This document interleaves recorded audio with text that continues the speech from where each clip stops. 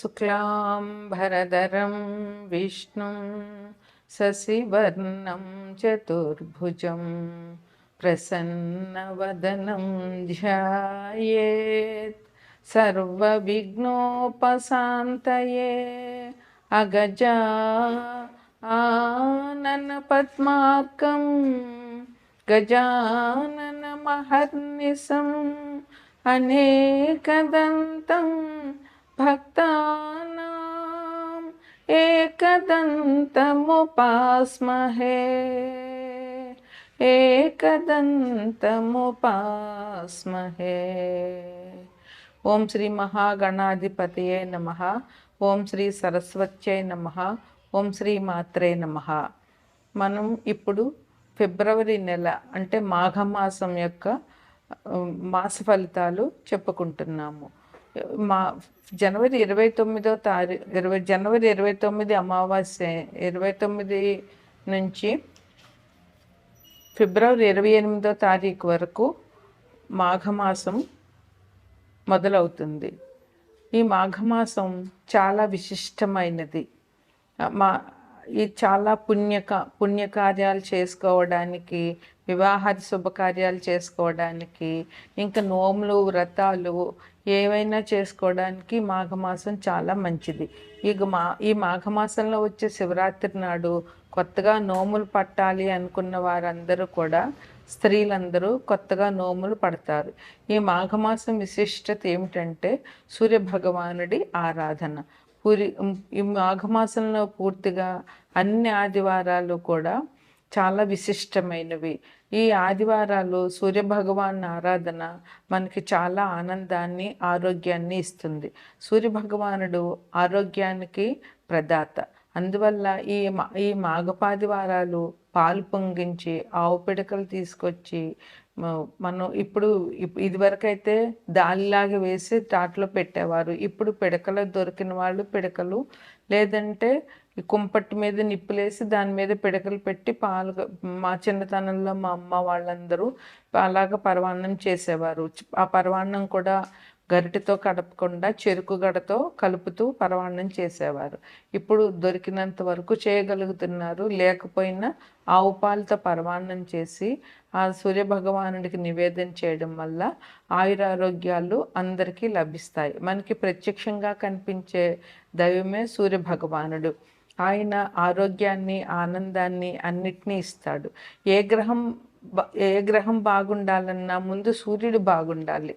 నవగ్రహాల్లోనూ సూర్యభగవానుడు మన జాతకంలో బాగుంటే అన్ని రకాల సౌకర్యాలు మనకి లభించుతాయనడంలో ఎటువంటి సందేహం కూడా లేదు. ఈ మాఘమాసం జనవరి 29 నుంచి మొదలయ్యి ఫిబ్రవరి 28 వరకు ఉంటుంది. ఈ మాఘమాసంలో 4 ఆదివారాలు మాఘపాదివారాలు అంటారు. అట్లాగే 4వ తారీఖున రథసప్తమి. ఈ రోజుని విశేషంగా సూర్యభగవాన్ని ప్రార్థించి రథం చేసి తులసమ్మ దగ్గర ముగ్గులు పెట్టి రథం చేసి, చిక్కుడుకాయలతో రథం చేసి, చిక్కుడాకుల్లో పరవాన్నం నైవేద్యం పెట్టడం ఆచారంగా వస్తోంది. అట్లాగే ఈ మాఘమాసంలో 3వ తారీఖు అంటే 3/2/2025 వసంత పంచమి, సరస్వతీదేవి పూజ చేయాలి. ఆ రోజు సాధ్యమైనంత వరకు తల్లిదండ్రులు పిల్లల చేత సరస్వతీదేవి పూజ చేయించి తోచినంత నైవేద్యాలు పెట్టి పిల్లలకి పంచడం వల్ల సరస్వతి అనుగ్రహం పిల్లలకు కలిగి చదువు సంధ్యలు వారికి బాగా వస్తాయి. ఈ వసంత పంచమిని తల్లిదండ్రులు పిల్లల చేత పూజ చేయించడం వల్ల పిల్లలు అభివృద్ధిలోకి వస్తారు. ఈ మాఘపాడ్యం నుంచి గుప్త నవరాత్రులు, శ్యామలా గుప్త నవరాత్రులు మొదలవుతున్నాయి. ఇవి జనవరి 30 నుండి మొదలయ్యి ఫిబ్రవరి 7వ తారీఖు వరకు ఈ నవరాత్రులు చేయాలి. ఈ 9 రోజుల్లోనూ మనకి నవరాత్రుల్లో ఇది కూడా ఒక రకమైన నవరాత్రులు. ఈ నవరాత్రుల్లో సరస్వతీదేవి పూజ ప్రాధాన్యంగా చెయ్యాలి. మాతంగి అష్టోత్తరం కానీ, శ్యామల అష్టోత్తరం కానీ, లేదా శ్యామల షోడశనామాలతో అర్చన కానీ, అదంతా రాకపోతే సరస్వతీదేవి అష్టోత్తరం కానీ లేదా సరస్వతీదేవి సహస్రనామాలతో కానీ పూజ చేసి 9 రోజులు పిల్లల పుస్తకాలు దేవుడి దగ్గర పెట్టి తల్లిదండ్రులు పూజ చేయడం వల్ల పిల్లలు అభివృద్ధిలోకి వస్తారు. ఈ 9 రోజులు కూడా ఈ శ్యామలా గుప్త నవరాత్రులు కూడా ఈ మాఘమాసంలో చెప్పుకోదగినటువంటి మంచి పండుగ. ఇక అన్నిటికంటే ముఖ్యమైనది, చాలా విశిష్టమైనది మహాశివరాత్రి.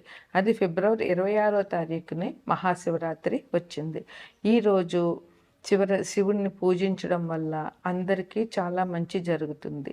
అన్ని దైవాల్లోకి శివ భగవానుడే ముఖ్యం. ఈయన్ని పూజ చేసి ఈయనకి అభిషేకం చేయడం వల్ల ఎటువంటి దోషాలున్న జాతకంలో అవన్నీ పూర్తిగా పోతాయి. శివభగవానుడు సంకల్పించితే శివుడి ఆజ్ఞ లేనిదే ఏమైనా కుట్టదు అంటారు. మనకి ఏది జరగాలన్నా శివుడి ఆజ్ఞ ఉండాలి. అందువల్ల శివపార్వతులు ఈ లోకానికి తల్లిదండ్రులు. శివపార్వతులను పూజించడం వల్ల, శివుడికి అభిషేకాలు చేయడం వల్ల, భక్తితో ఓం నమ శివాయ అనే శివ పంచాక్షరి చేయడం వల్ల మనందరికీ కూడా చాలా మంచి జరుగుతుంది. జీవితంలో ఉన్న కష్ట నష్టాలన్నీ కూడా పోతాయి. అందువల్ల ఈ మహాశివరాత్రి నాడు పొద్దున్న ఉదయాన్నే లేచి గుడికి వెళ్ళి శివ దర్శనం చేసుకుని ఇంట్లో పూజ చేసుకుని రోజంతా ఉపవాసం ఉండి రాత్రి ఎవరి ఆనవాయితీని బట్టి వారు పండ్లో ఫలాలో ఏదైనా తీసుకుని రాత్రి జాగరణ చేయడం వల్ల ఈ మహాశివరాత్రి పుణ్యదినం జరుగుతుంది. అందువల్ల ప్రజలందరూ కూడా ఈ మహాశివరాత్రిని మంచిగా జరుపుని శివుని కృపకు పాత్రలవుతారని ఆశిద్దాం. తదుపరి తులారాశి. ఈ రాశిలో చిత్త 3, 4 పాదాలు, స్వాతి 4 పాదాలు, విశాఖ 1, 2, 3 పాదాలు ఉంటాయి. ఈ రాశి ముందుగా గ్రహస్థితి. ఈ రాశి తులారాశిలో ఏ రకమైన గ్రహము లేదు. తులారాశికి అధిపతి శుక్రుడు. మకరంలో రవి బుధులు ఉన్నారు. కుంభంలో శని భగవానుడు ఉన్నారు. మీనంలో శుక్రుడు రాహువు ఉన్నారు. వృషభంలో గురువు ఉన్నారు. మిథునంలో కుజుడు ఉన్నారు. కన్యలో కేతు ఉన్నారు. అంటే తులారాశికి వ్యయంలో కేతు ఉన్నారు. ఈ రాశి వారికి వ్యాపారం చేసే వాళ్ళకి చాలా బాగుంది. ఈ రాశి వారికి, ఈ రాశిలో అందరికీ చాలా అనుకూలంగా ఉంది ఈ మాసం అని చెప్పవచ్చు. ఫిబ్రవరి నెల ఈ రాశిలో వ్యాపారం చేసే వాళ్ళకి చాలా బాగుంది. కుటుంబం విషయం కూడా చాలా బాగుంది. అందరూ ఒక మాట మీద నిలబడి కుటుంబంలో పరస్పర సహాయ సహకారాలు చేసుకుంటూ ఒకరి మాట ఒకరు గౌరవించుకుంటూ ఉంటారు. అలాగే కుటుంబ వాతావరణం వీరికి చాలా ఆహ్లాదంగా ఉండే అవకాశం ఈ రాశి వారికి చాలా బాగా ఉంది. సంతానం విషయంలో కూడా బాగుంది. సంతానానికి ప్రయాణాలు చేసేటటువంటి సూచనలు కనబడుతున్నాయి. అందువల్ల వీరి సంతానం ప్రయాణాల మీద ఆధారపడి ఉంటారు.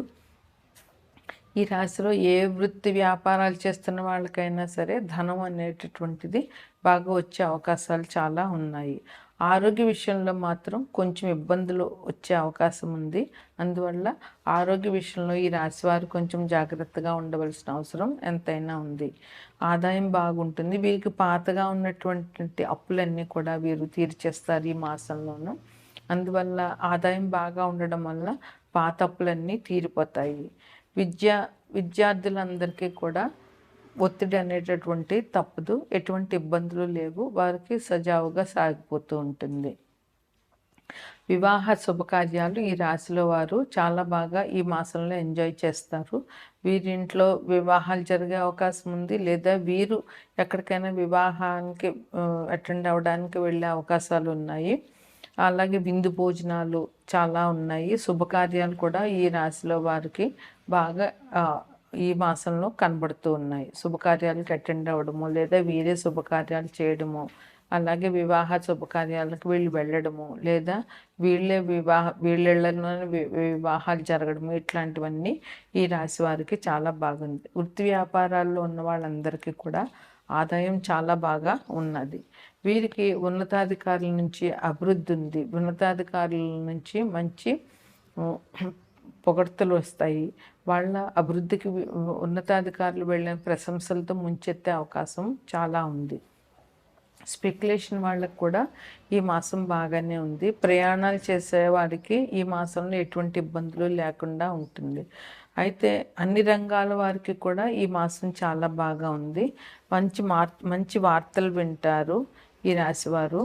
అయితే అందరికీ ఒకేలాగా ఉంటుందని చెప్పలేము. ఎందువలనంటే గోచారాన్ని బట్టి ఫలితాలు చెప్తాము. అయితే ఎవరికైనా జన్మజాతకంలో ఏదైనా 1, 2 గ్రహాలు బాగా లేనప్పుడు వారికి కొంచెం ఇబ్బందులు అనేవి ఉంటాయి. అందులో ముఖ్యంగా కొంతమంది స్త్రీలకి పుట్టింటి వారితో విరోధాలు వచ్చే అవకాశం ఉంది. అందువల్ల స్త్రీలు పుట్టింటి వారితో మాట్లాడేటప్పుడు కొంచెం జాగ్రత్తగా ఉండడము, వాళ్ళు ఒక మాట అన్నా నా వాళ్ళే కదా అని సర్దుకుపోవడం అనేటటువంటిది ఈ రాశి స్త్రీలు చేయవలసిన ముఖ్యమైనటువంటి విషయం. అట్లాగే ఖర్చులు కొంచెం ఎక్కువ జరిగే అవకాశం ఉంది. అందువల్ల అది కాక వ్యయంలో కేతు ఉన్నారు. కేతువు పుణ్యకార్యాలు చేయిస్తారు. పుణ్యకార్యాలు చేయడం వల్ల ఖర్చు జరిగినా కూడా ఆ ఖర్చు మంచికే అని అనుకోవాలి. అలాగే ఖర్చులకి మానసికమైన ఇబ్బంది నుంచి తట్టుకోవడానికి గణపతి పూజ చేయడం చాలా మంచిది. గణపతిని ఎప్పుడైతే పూజిస్తామో అప్పుడు కేతు సంతృప్తి పడతారు. అలాగే వాత సంబంధమైనటువంటి నొప్పులు వచ్చే అవకాశాలు ఉన్నాయి ఈ రాశి వారికి. అందువల్ల వీరు చాలా ఆ విషయంలో కొంచెం జాగ్రత్తగా ఉండవలసిన అవసరం ఉంది. స్పెక్యులేషన్ వ్యాపారం అయితే వీరికి బాగా ఉంటుంది. బాగా అంటే అలా నడుస్తూ ఉంటుంది. ఈ రాశి వారికి ఇంకా మంచి అభివృద్ధిలోకి రావాలన్నా, ఎవరికైతే కొద్దిగా ఫలాలు బాగోలేవని అనుకుంటున్నామో వాళ్ళందరూ కూడా ఈ మాసంలో సూర్యారాధన చేయడం చాలా ముఖ్యము. 12 మాసాల్లోనూ మాఘమాసం ఒక్కటే సూర్యునికి ఆరాధన చేస్తాం మనం. అందువల్ల ఈ మాసంలో వచ్చే రథసప్తమి రోజున మాఘపాదివారాలు 4 ఆదివారాలు ఉదయాన్నే లేచి సూర్యభగవానుడికి అర్ఘ్యం ఇవ్వడము, అదేవిధంగా ఆదిత్య హృదయ పారాయణ చేయడము ఈ రాశి వారికి చాలా ముఖ్యమైనది. అన్ని గ్రహాల్లోకి కూడా సూర్యగ్రహం అనుగ్రహం ఉంటేనే మిగతా గ్రహాల అనుగ్రహం మనకు ఉంటుంది. అందువల్ల సూర్యగ్రహ అనుగ్రహం కోసం వీరు ఉదయాన్నే లేచి సూర్యునికి అర్ఘ్యం ఇవ్వడం అనేటటువంటిది అన్ని పరిహారాల్లోకి చాలా మంచి పరిహారం. అందువల్ల సూర్యునికి అర్ఘ్యం ఇవ్వడము తప్పకుండా చేయాలి ప్రతి మానవుడు. దీనికి కుల మత వివక్షం లేదు, ఆ స్త్రీ పురుష భేదం లేదు, చిన్న పెద్ద భేదం లేదు. ఉదయాన్నే సూర్యోదయానికి ముందు లేవడమే దీనికి ముఖ్యమైనటువంటి విషయం. ఇంకా వసంత పంచమి రోజున సరస్వతీదేవి పూజ చేయడం విద్యార్థులందరూ చేయవలసిన పని. అదేవిధంగా గుప్త నవరాత్రులు ఉన్నాయి. ఎవరికైతే ఆనవాయితీ ఉందో వారు శ్యామలాదేవిని కానీ సరస్వతీదేవిని కానీ పూజించడము. అది జనవరి 30 నుంచి ఫిబ్రవరి 7వ తారీఖు వరకు ఉంటుంది ఈ నవరాత్రులు. అందువల్ల ఈ నవరాత్రులు అమ్మవారిని పూజించడం అన్నది చాలా మంచిది. ఒకవేళ ఆనవాయితీ లేకపోయినా సరస్వతీదేవి గుడికి వెళ్ళి అమ్మవారి దర్శనం చేసుకోవడం కూడా చాలా మంచిది. అసలు విద్యార్థులకి ఈ 3 నెలలు సరస్వతీదేవి పూజ అన్నది చాలా మంచిది. అదేవిధంగా మహాశివరాత్రి రోజున శివాభిషేకం చేయడము, ఓం నమ శివాయ పంచాక్షరి చేయడం చాలా మంచిది ఈ రాశి వారికి.